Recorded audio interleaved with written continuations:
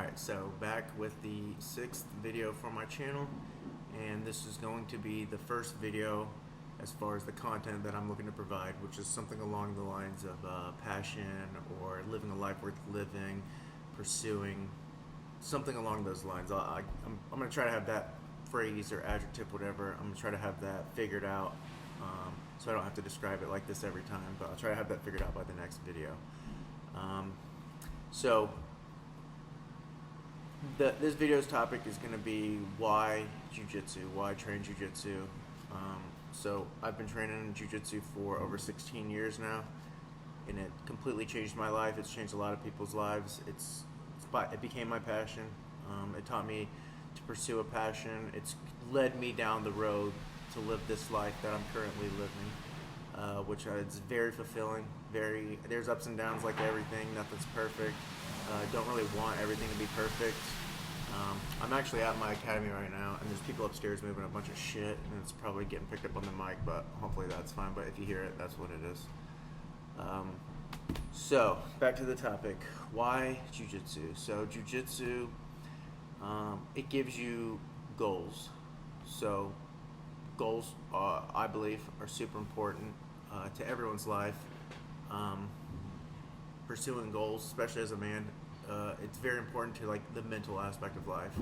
I think every man in particular, like females too, I guess we just have different types of purposes, but everyone needs a purpose. And this jiu-jitsu starts off as like a smaller purpose, but it's still little goals, little victories constantly. You're always striving to improve, get better, learn new technique, help a lower belt as you become a higher belt.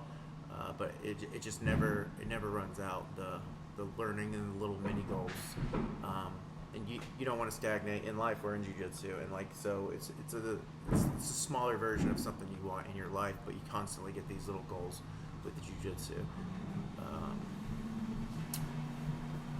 Second reason, self-defense. So everyone, but again, especially as a man, in my opinion, should know how to defend themselves. Men should be ready and capable of protecting himself and, more importantly, his family. To me, being able to fight is extremely like emasculating. I don't even know if that's a word, but like the opposite of emasculating. Like it makes me feel like a man, a real man. Like obviously this isn't the only thing that makes me feel like a man, so don't want to hear any of that stuff. But like the confidence that I get, knowing that I can go anywhere. If there's a drunk guy around, or if there's just some guy looking for trouble, or some guy wants to check out my chick, or I don't have kids yet, but anything like that, I have nothing to worry about. I think that shows because stuff like that never happens to me. Like I think I'm pretty imposing looking. I'm 6 foot. Like I'm like 215 right now, which is heavy for me, but I'm not fat. I'm in pretty good shape, and I got like I'm in shape. I just look like not easy prey. And then if you do understand what someone who knows how to fight looks like, I've got like the thick neck, I've got the cauliflower ear, that type of stuff. So that alone, I don't really see these issues. But if it happened, then I'm perfectly fine defending myself and protecting my girl and my family when I do have kids.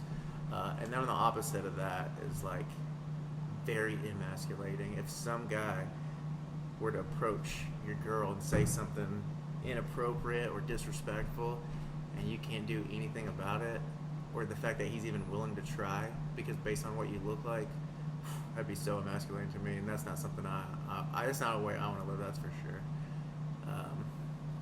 Yeah, so self-defense, just knowing how to fight. Next, goes very similar with the self-defense part and the same kind of scenario, but is your confidence. I walk around, I have a certain amount of confidence. I think that shows. Like if someone is looking for trouble, they're not gonna pick someone standing tall, looking them in their eyes, looking confident. It's just there's like subconscious, subtle cues that humans can pick up on, and they're gonna know this isn't gonna be an easy person to pick on versus some small little hunched over, not making eye contact. Like you can just tell when someone's scared, especially if they got a girl. You can just feel it. Like they'll pick an easy target if that's what they're looking for. And once I actually learned jiu-jitsu and got good at this, like my confidence skyrocketed from there. And then like side note of that, if let's say you are still single or your own chick, but like that confidence is very appealing, even not in like a sexual way. It's just appealing. Like people gravitate towards confident people and look at them different than like people want to gravitate the opposite, to move away from someone who like lacks confidence and seems all insecure. Like it's just not something you want to be around. All right, so next one, critical thinking. So I think if you start training jiu-jitsu for an extended period of time, the way you think is likely going to change. I'd say a little caveat to that is maybe you're older and you already know how to think better. In which case you'll probably just like fall in love with jiu-jitsu at a faster rate. But for most people, my personal opinion, most people do not think clearly. They're not good critical thinkers, and they don't think clearly. Sometimes people, sidebar, I won't go into that. But I was only 23 when I started, so I was still like a young, dumb, cocky dude, thinking I knew everything. But I quickly remember the feeling I had, the realization I had of like, I told some people this, I said it out loud, like I felt like jiu-jitsu rewired my brain. It changed the way I thought. And I think looking back now, it's just like critical thinking. Like you can come up with that whatever story you want to tell yourself or something, whatever excuses you have, and make yourself feel good. It's how people can sleep at night or look themselves in the mirror when they're like, basically if they're a piece of shit, which is a lot of people, because you can justify it to yourself. You can find out a way to justify it. But so the version of that for fighting is you can tell yourself, oh, I would do this, or this, and that would just, I'd beat you up, I'd do this. So like women who've never trained, they think they'll just like knee you in the balls and then the fight's over. Like it's so ridiculous. But you can tell yourself that stuff in other martial arts like karate, taekwondo, traditional ones, especially if you're like the big fat instructor owner guy who never has to show it. He could just sit up there and talk and say stuff, but he's not proving it, he's not showing it. So he can live with that. He can tell himself whatever he wants to tell himself. But in jiu-jitsu,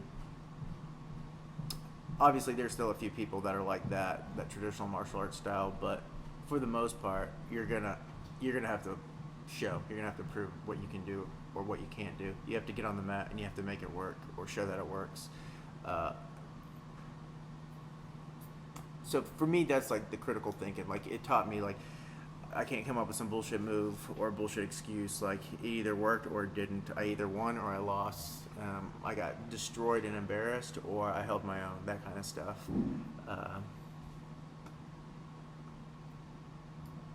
And then so that leads to the type of person, like a lot of people will quit jiu-jitsu if they're the type that needs to be full of shit. And they can't prove it.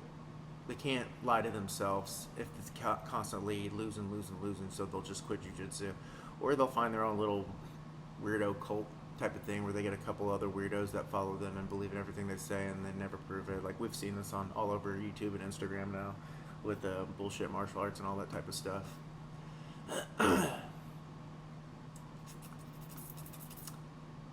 All right, so the next point, your tribe, brotherhood, community, that type of stuff. So this is a big one.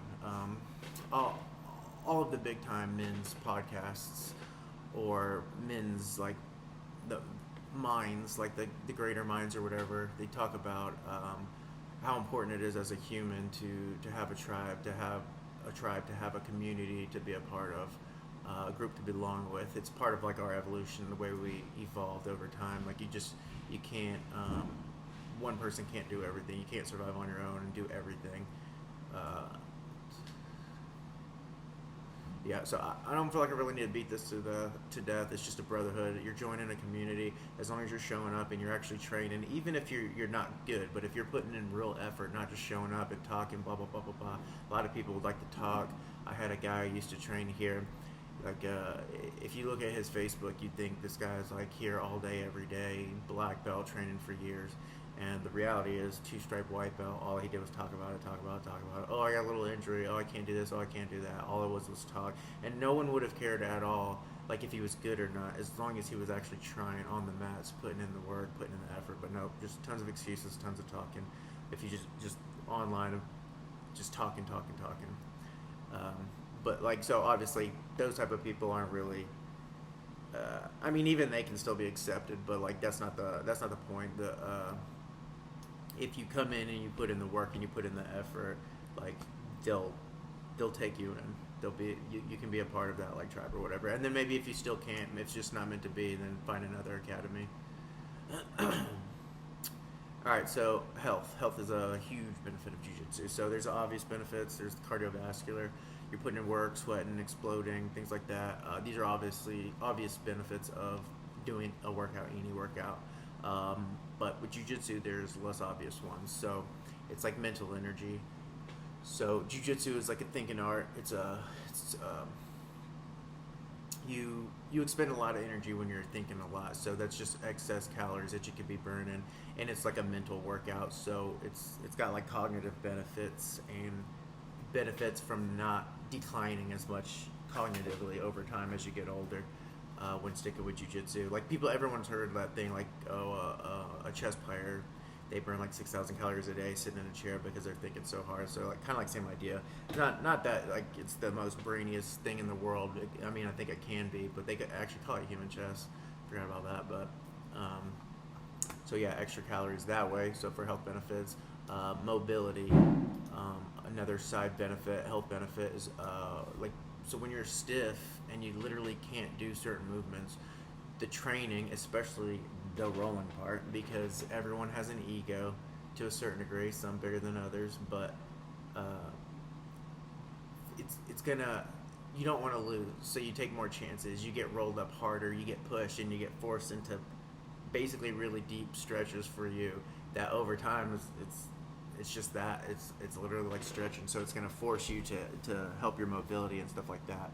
But then on the same flip side is your mobility can be so bad you just literally physically cannot do certain things. You would get injured if you were forced to do them, and so maybe your guard gets passed because you can't circle your leg over their face or something like that. So what do? If you care about it and you want to be good, you go home and you YouTube and you work out and you do stuff that's going to help your mobility. So it helps in that direction too. Similar to that point with the mobility is, you get injured in jiu-jitsu, it's inevitable, especially more in the beginning when you're still like new and your skills aren't that high to save yourself. But so what do? You're gonna quit jiu-jitsu? Probably not. If you actually fall in love with it, you're gonna figure out how to fix it first of all. So then there's like you're rehabbing, and then over time you start learning prehab. If you can just prevent yourself from ever getting injured, then you get to train more, and training is fun. Everyone wants to train. Well, everyone that likes jiu-jitsu wants to train, especially the rolling part. That's the most fun part. So you're gonna figure it out, and you're gonna learn a lot of rehab. Like I don't know. Basically a PT at this point with all the rehab I've had to do on myself. I've learned so much from my PT guy, and I'll go ahead and throw this out there. My number one method of like recovery when I do get injured is dry needle. So if you don't know what that is, I would YouTube that, but find a good dry needle provider. That seems to be the best thing I've ever found in my 16 years of training and in my 39 years of life. Alright, so the next point is passion. It's pretty easy that when people they call it the bug. When people get the jiu-jitsu bug, it becomes their passion. And it's my opinion that finding your passion and pursuing it is one of the biggest goals a person can have in their life. To me, it's just such a big part of the fulfillment of life is finding your passion, finding that thing you want to do until the day you die, and like take it to the furthest level. I don't know. For me, that's just something that's always been a part of me. I just love the idea of like when I'm 70, the amount of knowledge I'm gonna have from jiu-jitsu to teach people. Like even if I can't do it as well myself anymore, I'm sure I won't be able to at 70. But to have the knowledge that I've accrued over a whole lifetime, 70, that would be almost 50 years of jiu-jitsu I'll have under my belt. And then like once you figure out your passion, which could be jiu-jitsu, then it moves into your whole life. It affects your whole life. I opened a business. It's my only current form of income. I quit my day job. And through this passion, like I started off with certain goals, wanted to be a world champ, and then the goals shift and change over time. Then I built a business. I want to be successful, and then this shift even more. Now my goals are being pushed onto. Well, now I got this YouTube content. This is going to be a huge goal of mine, but now it's a big goal of mine to make my students good, especially now the kids. Like everyone says that, like, oh, kids are the future. Kids pay the bills at your jiu-jitsu academy and stuff like that. But like I think it goes, I don't know, it goes even more beyond that. It's just like they're the ones that are worth investing your real time in. Like they're the ones that have the most potential, or to be good and to do things and to go on and push jiu-jitsu. And basically it's like a little video game now. I have so much knowledge in my head, but physically I can't do everything that I want to do. But it's like a little game, and they're my little avatar on the screen. Like I just control them and tell them to do what I want them to do. And that's like a way to show that, like, I told you I know jiu-jitsu stuff. Like, look, I made them do all this stuff. And to me, it's fun. I enjoy that. All right, so the next point, mental clarity. So jiu-jitsu is considered a Zen sport, and this means like basically you have to be completely in the moment, at least with the rolling part when you're fighting, quote unquote fighting, rolling. You can't have any other thoughts. So that bill that's overdue, or your boss at work, or whatever, you can't think of any of that. You have to be in the moment. You have to focus on that, and that gives you mental clarity, and it's a really good refresh for your brain. Like your mental stress levels, it's a way to get it out there. On top of just the physical aspect of it, like you're blowing out a ton of physical energy, you're getting it out of your system. It's like grounding a wire from electronics. If it keeps building up that electrostatic charge, you're gonna blow the whole thing. Kind of like, that's how I feel like a human is. If we keep, especially a young dude, lots of testosterone, if it keeps, it's gonna explode one day. You're gonna punch your boss in the face, or just fight some random person at the bus stop or something like that, because you're just super pissed off. And you get to release that when you train. You're usually going to be way too tired to get in a fight, so you're just like, whatever, bro, like, go on. Like, you can smash the dude, you're not worried about it. And if it does happen, then you still get to smash the dude and you'll be perfectly fine. But it releases all that pent up energy in you, from sitting at a desk for 8 to 10 hours a day, doing stuff that most people's job, they're doing stuff they don't want to do. Like, that's how I felt when I had a day job. I hated it. That's why I built this life that I want to try to help other people build. Another pretty straightforward, simple one is networking. Very similar to the tribe, the brotherhood thing, but networking, you're just going to meet a ton of people. I've seen people get jobs. I've seen people create businesses. Like, they just link up. And it's a way to meet people, all kinds of different walks of life, and even meeting people that don't train jiu-jitsu, but you meet a guy at jiu-jitsu and you need this, and he knows a guy that does that, and so they link you up like that. So it's just a really good network of people. Generally speaking, good people. Obviously, not everyone in jiu-jitsu is a good person. So I think the next reason is it's a little more for, like, I don't know, maybe it sounds weird to say, but like more of like the intellectual type. So like jiu-jitsu is very clearly and obviously infinite. You'll never run out of new stuff to learn. You're just always learning. And I tend to believe everything's infinite, but things can be more infinite than others, if that makes sense. It's like if the base level is this big for something and the base level of jiu-jitsu is this big for something, I'd say the jiu-jitsu one, the bigger one, is more infinite. That's kind of what I mean when I say that.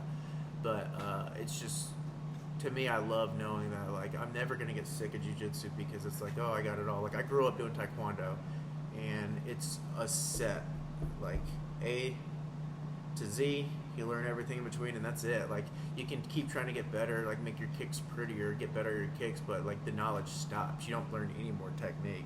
And one, like, that just shows to me it's fucking horseshit. Like, that ain't real.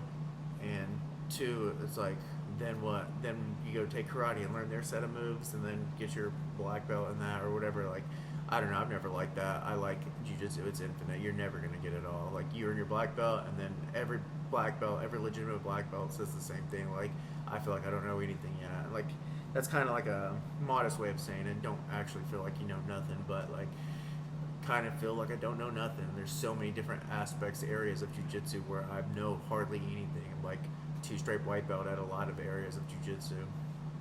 So I love that aspect that it's infinite. It's never gonna run out. You'll never not have something when it comes to jiu-jitsu. All right. Next point, the art of jiu-jitsu. I feel like this aspect of jiu-jitsu is very underappreciated because jiu-jitsu can be beautiful, and it's just like any art. Like if you don't know anything about quote unquote art, like real art, like the paintings on walls and stuff, like it might look like nothing to you, but it might be worth 30-40 million dollars. But as you get better at jiu-jitsu and you understand what good technique is, and you watch someone expertly like slice through someone's guard with the exact perfection technique, or like the best ever like Hoffa, when you watch it over and over again and you see like, oh my god, he just did that little piece over here with his foot to get all this stuff done over here, like that's beautiful. And it shows like a high level of expertise.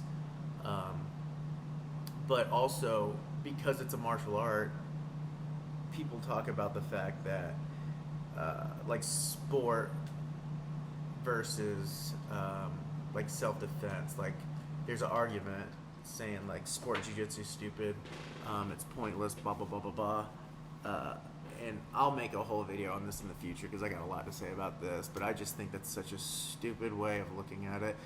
On top of being wrong, I feel like it's completely wrong. It's mostly like old school jiu-jitsu guys, so guys that are getting really old and they can't keep up with the modern jiu-jitsu, so they try to berate it and talk bad about it and say stuff like that won't work in a street fight. But first point is like, so what? Do I need that in a street fight? Or me doing 16 years of jiu-jitsu and I'm fighting some random person on the street who's never trained before? Does it matter that I've practiced berimbolo? Or am I just going to wreck him because I'm that far ahead of him? And then, like, okay, maybe you got a point if you're like 6 months in. Yeah, I agree. 6 months in, you don't need to be working on berimbolos. You should be learning the fundamentals and the foundation. So it's just such a stupid argument. And then the other point is something like a berimbolo won't work in a street fight. But yeah, it will. It will. If I get in a street fight, do I want to do a berimbolo? No. Can I? Yeah, I could. If I'm fighting some nobody, then I'm going to do whatever I want. There's nothing he can do about it. And then let's say the rare instance I run into and get in a fight with someone who does train jiu-jitsu, and we get in a street fight. If I'm setting up a berimbolo and he knows what a berimbolo is and he has the opportunity to punch me in the face, but he doesn't have the best positioning, so he has to take that chance. Do I punch him in the face because he's doing a street or a sport move, and then if I don't knock him out, he's on my back and then it's probably over? Or do I defend correctly like you would in sport jiu-jitsu to not get knocked over and have your back taken?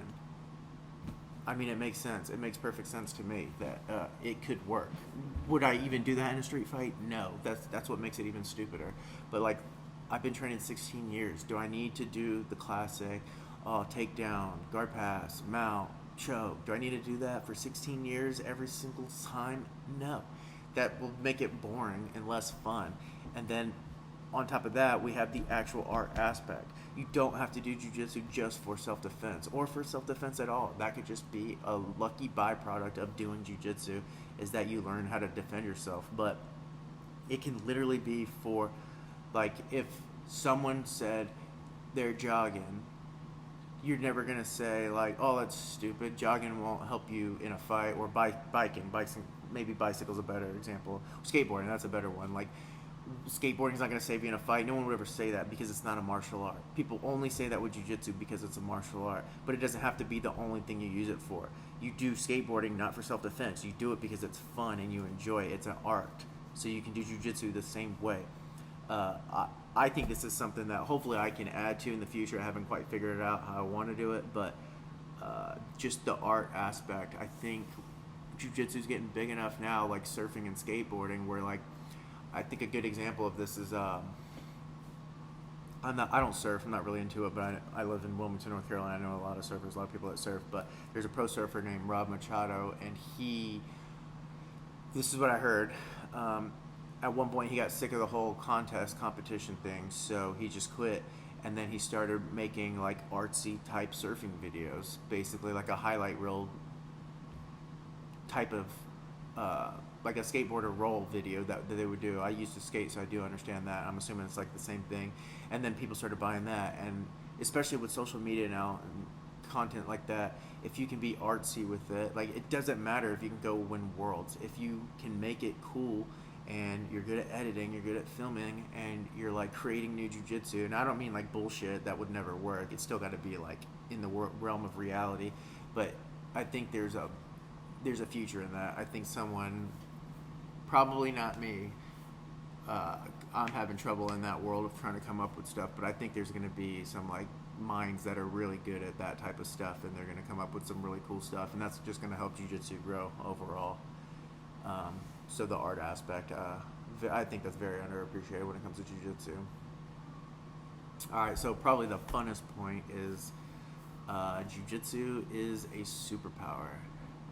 So I think Joe Rogan made this famous by saying it, and then I've heard Jocko say it. I'm sure there's been other people, but it's literally a superpower. Once you're decent, I'd say 6 to 12 months. If you're at a decent gym and you're training 3 to 4 times a week, then once you hit that level, then if you get in a fight with somebody who has no real training, or at least no real grappling training, assuming you can get them to the ground, that's the hardest part. But after it goes to the ground, it's literally, I learned this within a year of training. It's like taking candy from a baby. I started like, I'd have buddies, and I was in the Air Force at the time, so especially my buddies from back home, whenever I'd see them, and people know I'm doing jiu-jitsu, they want to, whenever I'm doing, they want to like test you, they want to roll around with you and see, and then like we start rolling, and like pretty much the classic thing that someone who's never trained does, they always turn over if you take them down, and they just give you the back. It's the easiest thing ever, and that's what's going to happen in lots of street fights.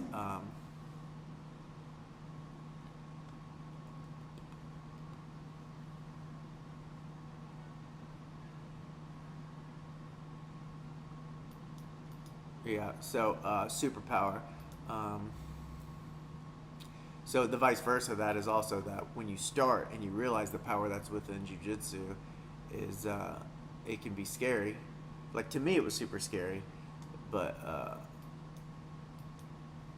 it could also be like for me, it was eye-opening. Like okay, I need to do this. Like the first time you go with like a legitimate purple belt or higher, you get to be the one that feels like the helpless baby. And that's exactly how it started for me, my jiu-jitsu journey. So, fun little story time. I grew up doing taekwondo. Like I said, my dad had his own academy. And then 1993, I was 8 years old. The first UFC came out, and it was pitted as like this martial art versus this martial art. That's how it started off, and then we did taekwondo, so we wanted to see the taekwondo guy win, so we watched it, and then that was kind of the whole spark for jiu-jitsu. Hoist Gracie went out there, and I think all 3 of the first ones, and he just choked everyone out, and people didn't even know what he was doing. He was on his back half the time and still winning. And but anyways, I watched like every UFC. I was hooked on that, even though I didn't do it. But I watched it, so I knew what an armbar was, I knew what a triangle was, things like that. Kind of getting off topic, or not off topic, but off the outline a little bit here, so hopefully I don't screw this up. But anyway, so I was in the Air Force, young airman. I think I was 22 the first time I tried jiu-jitsu, but a little on-base thing started, and I think it was only once a week, and I was 22, and like I'd been saying forever, at this time I thought I was going to do MMA. It was still early in UFC, so at least in my young delusional mind, I thought I could still get in the UFC at that point, and I already had striking from growing up doing taekwondo. So I just told myself, I was like, I just need to get some grappling, and I could be a good MMA fighter. So anyways, my work schedule, blah, blah, blah, blah, blah. It was jiu-jitsu was far. I hadn't started jiu-jitsu yet. And then on the base, I was on Langley Air Force Base, and a guy started a little club, and I think he was a purple belt at the time. But other than him, we were all brand new guys. We're all pretty much young airmen. There was one 17-year-old who said he had been training before, but looking back, I would guess maybe one or maybe two stripe white belt, like not particularly good, but good enough to beat zero stripers. But him, his dad, he was like a one striper, and then everyone else was like brand new. And then at the time, I was just coming off of like a few months earlier. I broke up with my chick at the time, and then I was kind of fat from being all comfortable with her, so I hit that little rock bottom. I started lifting weights and got in really good shape, and I was really strong for my size, young, confident, cocky, arrogant, delusional, all that good stuff. And so I've been watching UFC since day one, and then in my mind, I was like, oh, I'm already good at jiu-jitsu. This is just going to be fun. So I went in there, and we're all like brand new. I was super confident, which will help you a lot. So started rolling in there, and I beat everybody. Some guys were harder and would get the upper on me for a little bit, but from what I remember, no one really ever tapped me, I don't think. Or if they did, it was super close matches the whole time. And then the one 17-year-old kid, like, I couldn't tap him. I remember that, but he couldn't tap me either. It was just kind of like stalemate. Couldn't really do nothing. In my mind, I lost that because I'm like, man, he's 17. I'm like 22. I'm bigger, stronger. Like, I should be beating him. But anyway, so all that did was it kind of, in my mind, it proved to me like, all right, I'm right. I'm good at this. Like, I'm already beating all these guys. That was proof. But luckily for me, my schedule at work, working on the flight line at the time, it changed. And then I just wasn't able to go anymore on that one night a week. So I was hooked. Like, I loved it. I enjoyed it. So I wanted to keep training. So I went. So this was in Hampton. I was at Langley Air Force Langley Air Force Base. And the only jiu-jitsu at that time, back in the early 2000s, was, this was 2008. So you had to drive over that bridge where all those different bases, like, it went underwater and it was just a hassle, but that was the only place for jiu-jitsu at that time. But I checked out a place there called Lynx Academy, and I ended up joining. And it was a good gym. Like, in hindsight now, looking back, it was really good jiu-jitsu there. They had some really good guys there. But anyways, the first time I come in, I feel like I went in on I think it was a weekend, like a Saturday, because I remember it being daytime. Or maybe it was morning, or maybe it's because I worked overnight, and I don't remember. But anyways, I was watching the class, I was watching this training, and I was like, in my head, I was picking out guys that were training, and I was like, oh, he'll be tougher, I'll smash him. Like, that's how I was genuinely thinking about this stuff. Just delusional. And the one little piece of that, though, is I was right. Like, not right as far as like how I did, but I was right about who was talented. Like, I picked out the right ones as being talented. And then I remember I literally thought out to myself, and I've said this to my students many times, is like, I'll probably get my black belt in like a month. Like, I genuinely thought that, which ended up taking me 11 years of pretty hardcore training to earn my black belt from the Mendez brothers. But anyway, so I took my first class, and the way they did the first class there, it was just a private, like, so they had 2 mats for classes, a beginner and advanced class, and then they had like a kickboxing ring, and they just put me in the kickboxing ring with another brand new, like, 20-year-old, 21-year-old, something like that. I was 23 by this time. The first time I started at Lynx Academy, I was 23 years old, and I remember being a little bit older than this guy, so he had to be at least like 20. So a purple belt, and he has us drilling together, me and the new guy, and just teaching us some super basic fundamentals. Like, I think that's a really good idea if you have like the students, the help to do that for brand new guys. But I know the only thing I was thinking in my mind the whole time was like, yeah, I know this. Let me just show you how good I am. I just wanted to roll and show them how good I was. I could also tell that that's like how the other guy was thinking too. Like, I could just tell he was like waiting. He wanted to roll with me really bad. And then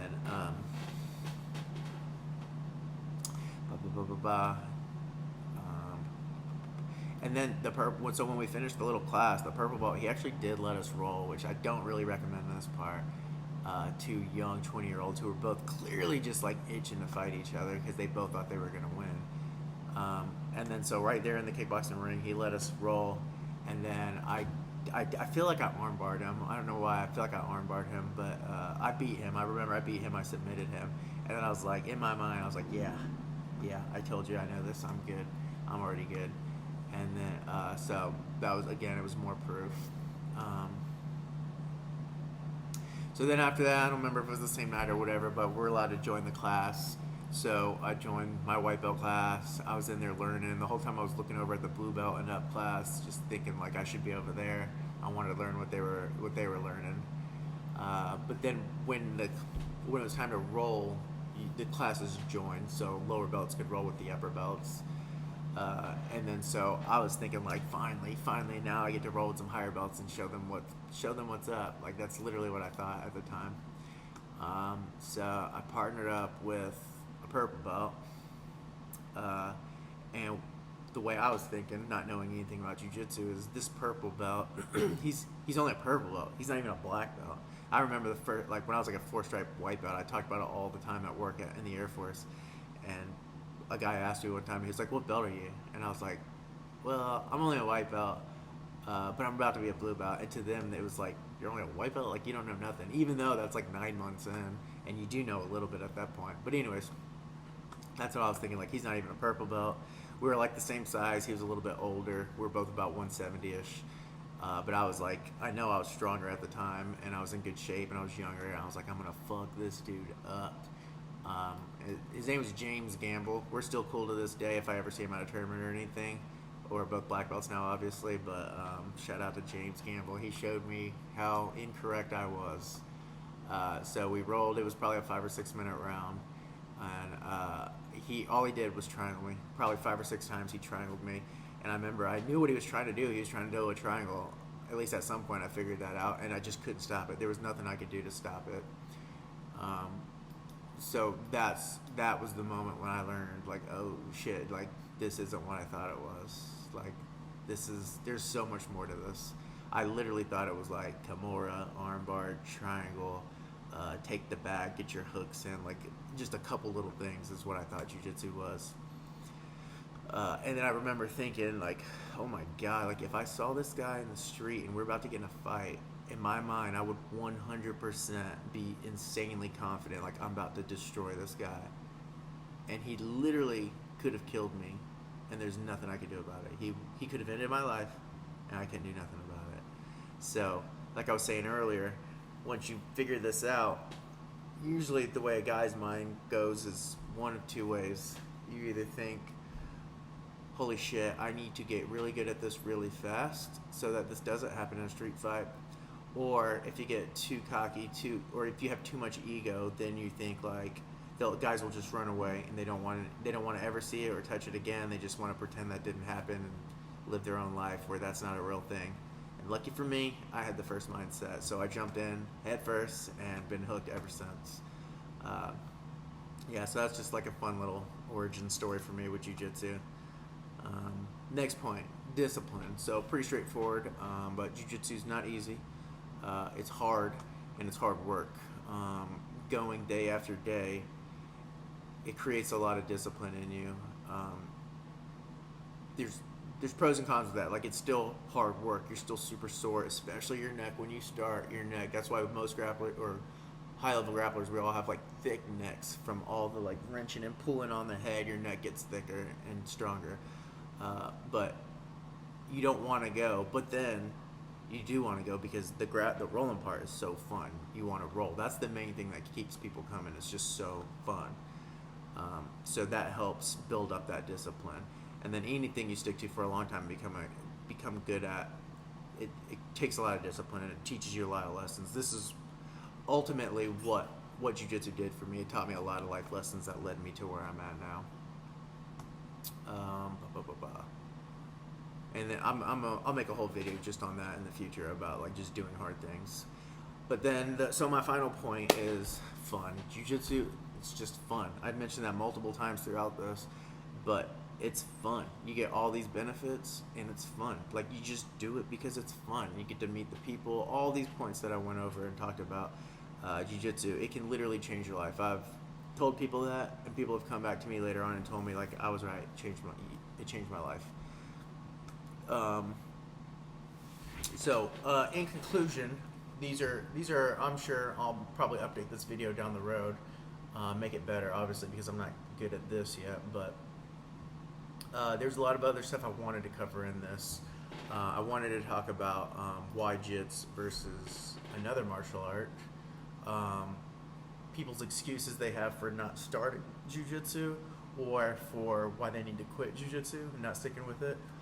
I wanted to cover all those reasons, or all that stuff. I wanted to cover how to start jiu-jitsu, because a lot of people, it wasn't hard for me, I just cocky, and so I just went in there. But I've heard a lot of people over the years how hard it was to go step in there for their first class, so I want to talk about that.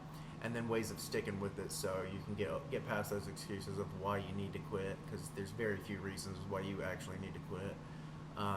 But this is already over 40 minutes, and I'm going to make another separate video about that type of stuff. But yeah, so this is my list of why jiu-jitsu. And then if you do happen to find this video, please like and subscribe. On my channel, I got the link to my Instagram. Please like and follow there. And then I have my Jiu-Jitsu Academy in there too. I've got the Instagram and I've got the YouTube channel. Not doing too much with Instagram currently, but YouTube, both of them. I do the Jiu-Jitsu Institute, that's my academy, and I have the Jiu-Jitsu Institute YouTube page. Got like 150 videos right now, but I just post the night class Monday through Thursday night. I post it up there continuously, so it's basically like a free little online academy you can kind of follow and keep up with the academy that way. Big things coming for that channel in the future, but right now we're just sticking to that. But yeah, thanks. Please like and subscribe.